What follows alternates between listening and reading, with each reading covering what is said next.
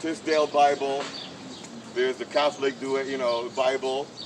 There's other versions, and those versions have different translations of the same sentences. It might be very upsetting to know, to hear your favorite Jesus saying said differently, with just as much. But then again, did Jesus speak English? Please, gentlemen, no.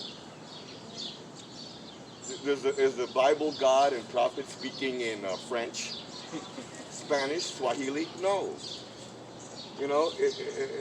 It's those people's story.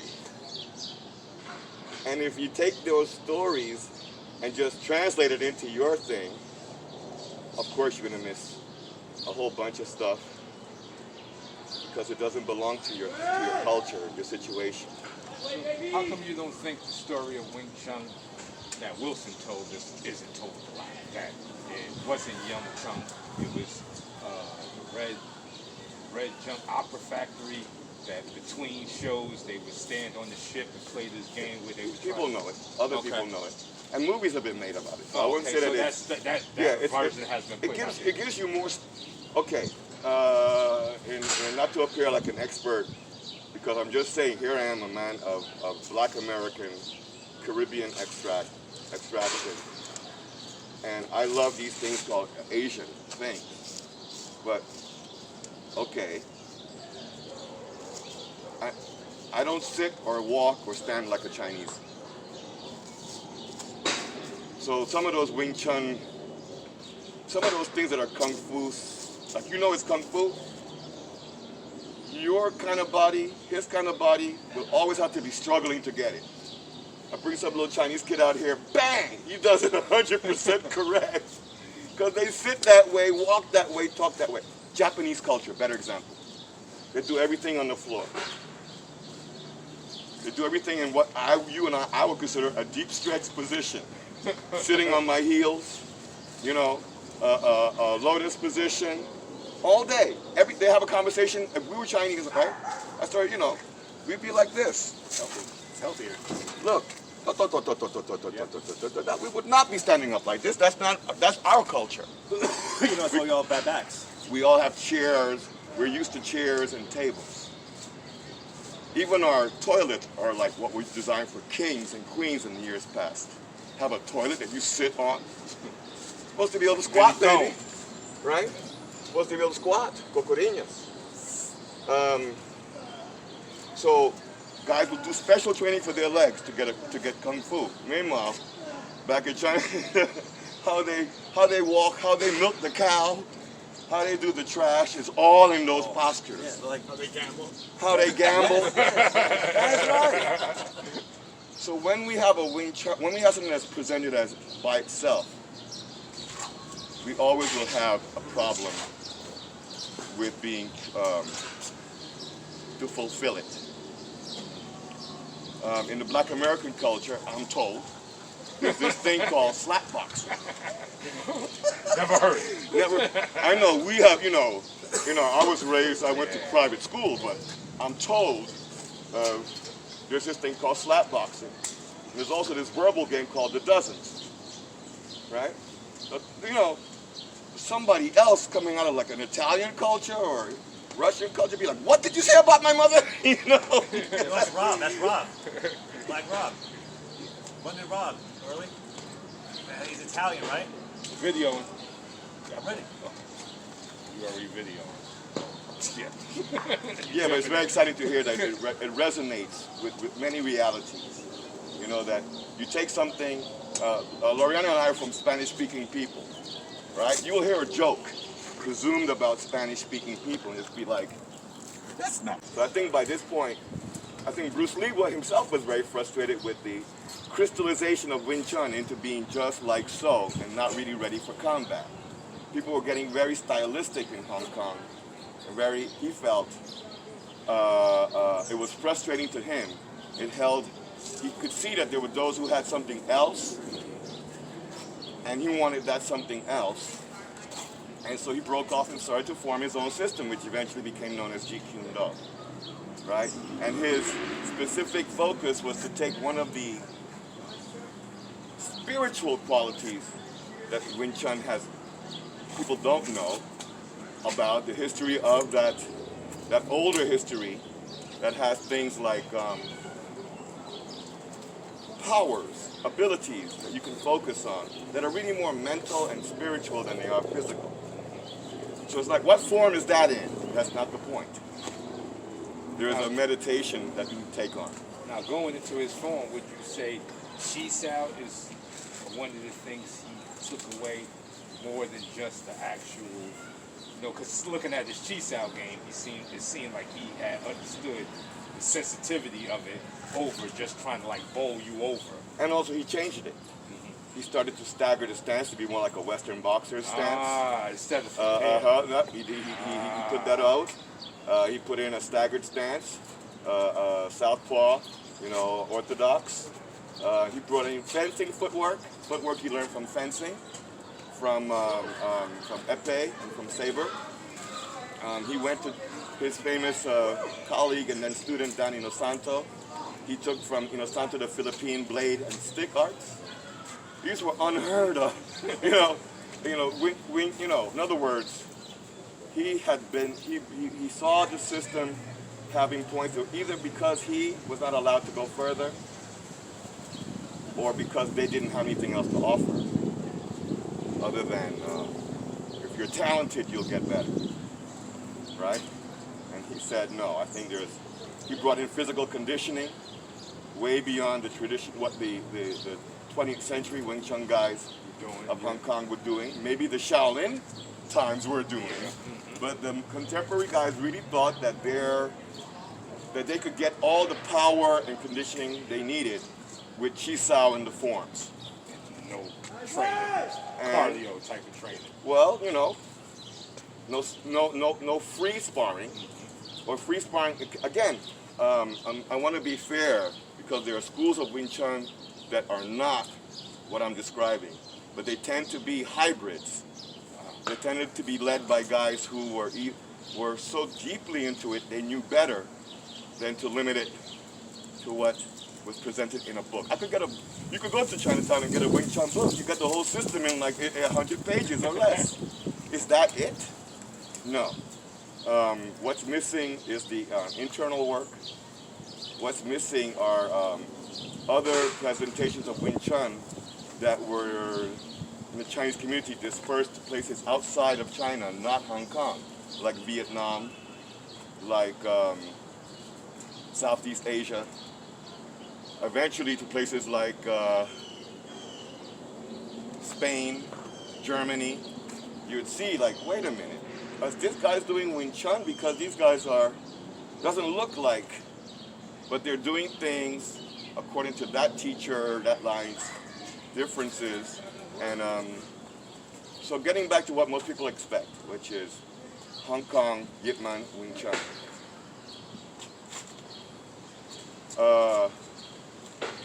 There was a great fighter that came one great man that came out of the fighting, out of the school of out of Yip Man school called Wang Sheng Lung. And Wang Sheng Lung was successful in fighting Thai boxers. Full contact, no Chi Sao, in the ring, gloves on, head kicks, elbows. Yip Man gave him special training. You see? Not the shit you see in no Chi Sao. How do you do Chi Sao with somebody who can break range? Somebody who's not going to step up to you and go like, I'm not moving. Chi Sao is deliberately a training practice. It's got invested with so much attention that it stands in as fighting. It ought not to be. That's the problem. How do you Chi Sao a knife wielding enemy? Of course, you can play games. You can play with some restraint. No wide movements, No head movements. No double jabs, okay? No double thrust. I mean, the rules. One thrust and hold your elbows in. Leave it there. One thrust and leave. I'm just poking fun, family, at all of us. I've lived in this life for a long time. And I soon realized that there are things that are not. They said there's a saying from Gil Scott Heron back in the days of the last poets that said, I hope, his grandma taught him, I hope you don't get shook when I tell you there are things to learn that can't be found in books. Okay?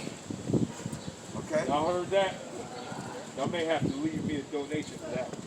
That was good. There's a lot of wisdom. You know somebody who's very good at exercise but not a very good athlete? It's called everybody.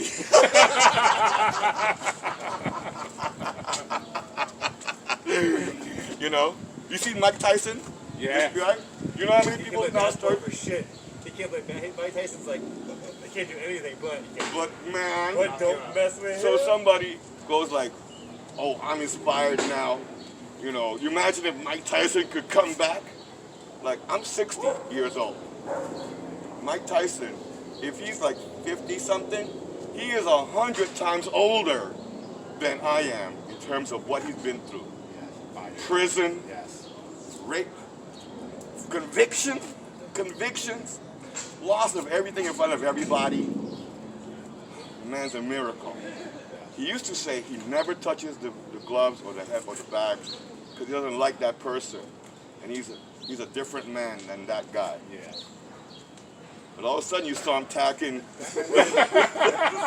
That guy was looking good. And let me tell you, God, I pity the fool. I pity the fool that sets off that time bomb and goes, I got Wing Chun.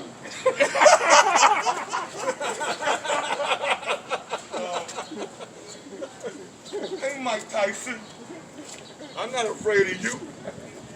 You know, call him a name, make a mistake. See, this is snow. Yeah, we got snow You know, coming.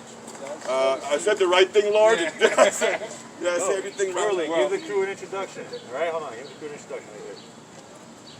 You're going to introduce everyone. So in the snow, it's going to be beautiful. Ready? Go. Yeah. That's Mr. Laureano there, classmate, very good martial artist. Not the man you want to meet in the alley and try to take his lunch money. This here is the Grandmaster Roberto Shaw. Everybody knows who I am. Yeah, so getting back to that now, that spins off into what I wanted to do big. So, how does Wing Chun work in real time? Like if I'm the aggressor, I got my hands up in the stance. So, what is Wing Chun doing? Is it chi sawing? Is it kicking? Or I'm gonna apply some to modern fighters in this time. If you see a guy that like Julio Cesar Chavez or Oscar De La Hoya dominated the center line. Julio Cesar Chavez had dominated the center line, then he got old. And he lost to Oscar De La Hoya back in the day. But De La Hoya was using Wing Chun principle, y'all hear that? dominating De La center Hoya. line. Watch De La. And the counter to that, of course, is to change center line.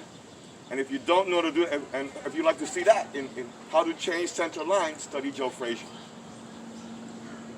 Study Mayweather. How do you eliminate the man's dominance of your center line? We call it Chum Q. Where you sink his bridge. What happens when he sinks your bridge? We go to Bill G. In other words, you do an overhand cross. You step to the angle and you rip the cross. But you've got to dominate. You have to establish center line, which is usually the dab, the 1-2, the So jab. that sounds nothing like going in like this. You better.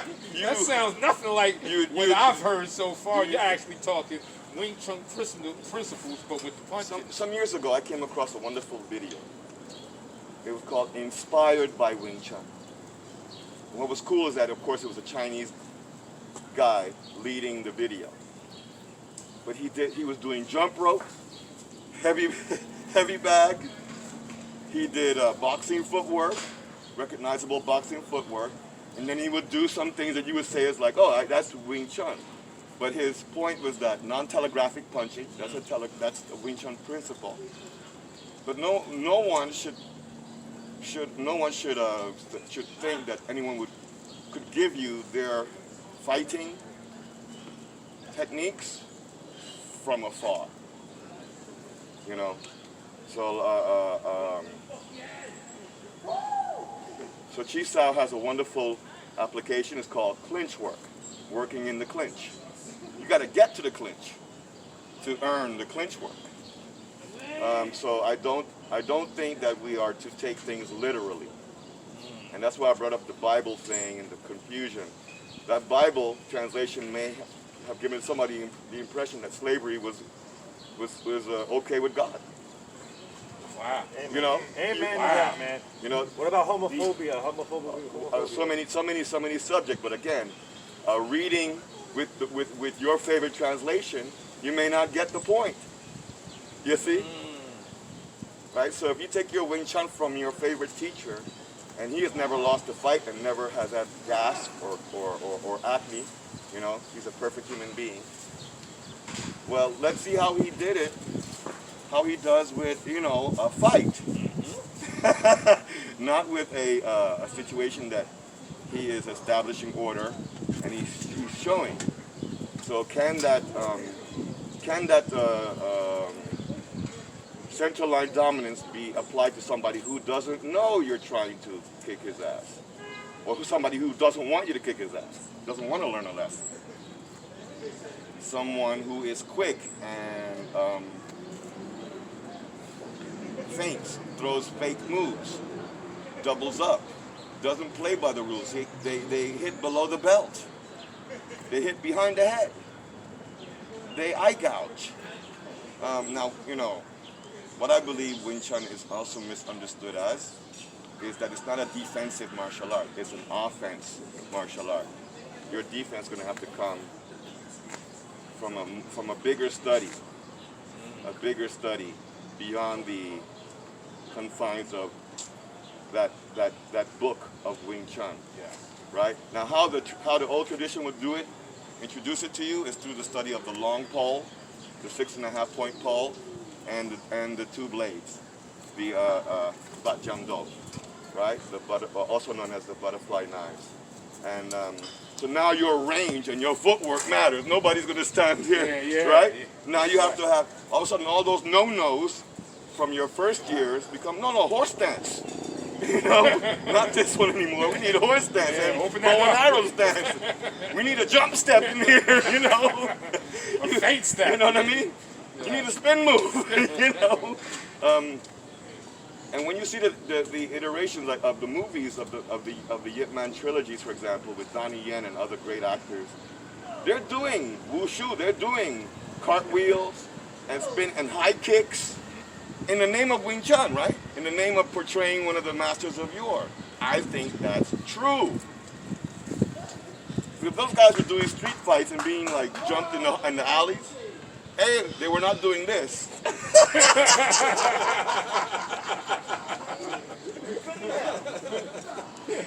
You know, it's a gang tackle. You know. What was our motto? Again, from Wing Chun, I believe, no passive movements. It's all aggression. You don't rip this thing out until you really want to like get somebody. And so there's no way you step up to somebody going like, I'm gonna get you, sucker. I'm gonna get you, sucker. I'll get you, sucker. No, do the job. Okay, they need firearms. You need explosives. They may need hand-to-hand combat. I'm not sitting up there with a defensive mindset. I want them to come home. If it comes down to this, you go get that. You come out of the bushes, you come out of the trees, you come out of the ground. I don't know. I don't mean to sound cruel or mean, right? But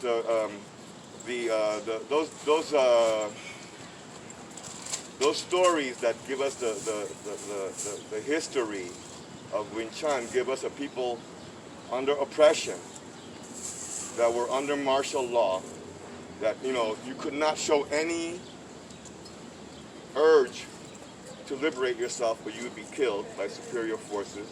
So you got to go guerrilla warfare, guerrilla warfare style, which means the Wing Chun that made the mark was really highlighted at what's called the Boxer Rebellion of 1900. where all bastions of Kung Fu amassed to fight the foreigners. And a lot of people lost their lives, man. A lot of Kung Fu was proven to be like dubious. It doesn't, and in fact, a lot of schools, you know, no longer exist after that. And so what did survive were these core schools, and Wing Chun is amongst them. Wing Chun is amongst them. But it doesn't, all humbly, my humble opinion, no style can stand alone. A system does. A system. Now, the system called Chinese martial arts, incredible system. We have in that system grappling, throwing, striking, choking, point fighting, weapons, long distance weapons, short distance weapons. Dirty boxing.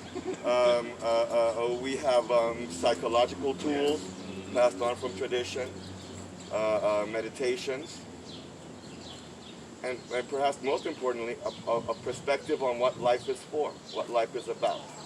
You know, and if you're at the end of this conversation going like, well, what's his point? Maybe that's my point. Did you get that?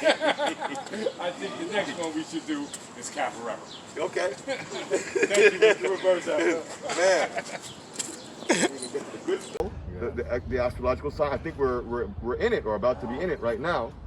The age of Taurus. Do you have an astrologist? Do you have someone that, do you believe in, I mean, do you I not don't believe in it? I know it's part of our history. Yes. I know it's part of our history, part of our archaeology. Right. Look, in the olden days, no TV, no radio. The sky was the story. Tell that. Okay? The entertainment was to see, and maybe even be able to go like, see that pattern? That means rain. In 3 days. See that pattern? You sound better than the weatherman. You know more than the weatherman do. They didn't say snow. Did they say snow? That was their TV. It's the study of the stars. Again, we're going to go biblical. Apparently, somebody knew there was going to be a special birth somewhere because they followed a star. And they came all the way from Persia to come to what we'll call, Bethlehem. To Bethlehem. All the way to the Levant. This is like a journey of years, but they had an eye on this star. They were waiting for this particular star. And this star, so where does that come from? That comes from a culture that studies astronomy, and then eventually we take it to a place we'll call astrology. And the difference being is that if you're going to look at this for predictions of how nature will behave, or you're trying to tell me that they have personalities ruling, and that's where I guess I differ. You know, I don't find that to be true. But there is something about people born Gemini. You know, there is something to a birth certificate that Pisces. says, Capricorn, Sagittarius, and the like. And maybe it's just what it is, which is what it is, which is like, hey, are you a certain time of the year, a certain setup, and all of a sudden you got a certain likelihood of a character, I don't know. Those are things that are way beyond. But I think it's interesting to see that part of our history as human beings has been to read the sky like other people read a map of how to get from here to California or Las Vegas. You know, like how do we know we're in the age of Aquarius? You know, because of this culture that studies the precession of the stars and the planets. And I believe all of the things that we're talking about now, especially when we're talking about things that are coming out of pre-literate, I'm not prehistoric, but just pre-literacy, where this is oral tradition. And what we're doing now is kind of like making an oral record, right? Yes. So we're making some points that hard to find in anybody's one book. Maybe later on somebody will make that book of going like, hey, you know, there is this component of mysticism and astrology in Kung Fu. And it's just not, these, if you want to be honest about it, how can you really say you've mastered, that you're really in the system, in this thing you call by a strange foreign name, if you're not participating in its mythology? In other words, are you lighting a candle for Yip Man on his birthday? Does something happen in your life because of Bruce Lee? See, that's the family. That's you have a father, mother, sister, uncles. Those days that they pass, that we'll remember that. And I don't think most of us are that deep. And so we come out there with our very, very shallow, somewhat, I wouldn't say shallow, but immature, half-formed, and we're not completely engaged. Same time, there's something, devotion sort of thing. yeah, I mean, like okay, like there's the thing with the Catholics. There are Catholics who are just there for Easter, and the rest of the year they don't go. Right? I gotta. Other Catholics, like some of the people in my family, they clean the church. Yep. They put roses back, they put flowers and they refresh, and that's just before they go to work, Or after work, they will go by the church and do some service to the physical grounds of the church. That's a Catholic. That's a Catholic.